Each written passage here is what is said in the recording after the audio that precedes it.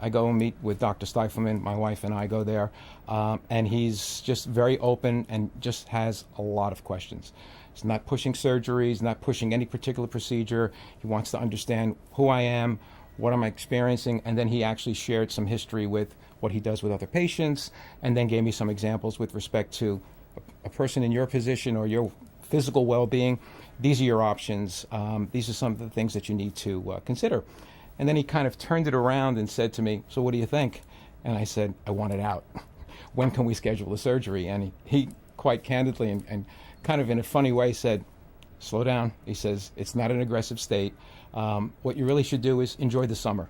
He says, think about what you want to do. He says, we can make the plans for right after the summer in September, and we can take it from there. One of the, I'll say, integral parts of understanding who to pick was their experience. And I noticed that when I went and looked at Dr. Stifelman's, I'll say, credentials, he had performed this type of surgery numerous times, probably more than most. I won't say he did the most, but I think in combination of knowing that and understanding that that was a key factor in selecting the right surgeon.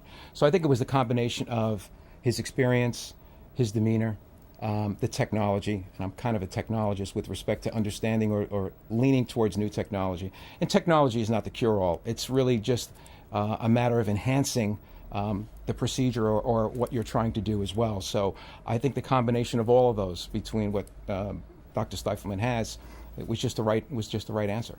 So at that point, even though I had made up my mind, it was kind of like, great approach. Let me just sit back for a moment and think about, is this the right thing to do at that point.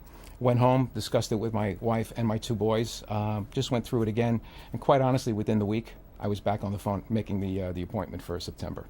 Surgery lasted about 4 to 5 hours. I was in recovery that afternoon. I recall seeing my wife, my two boys there.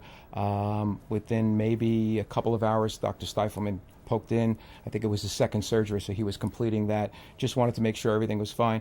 And yeah, I was sore. I wasn't in much pain, but I was sore, no question about it. So I went through recovery from that. Next morning, up early, they get you up, and I'm actually walking around. So I would say it was probably around 7, 8 o'clock, the latest, that the nurse or the attendants there were helping me, getting me dressed and getting me to just take a few steps so that they knew, just to get me going on that. Typically what happens is that the catheter stays in for 1 week. And that was, again, like clockwork. So a week after my surgery, I came back to the office here.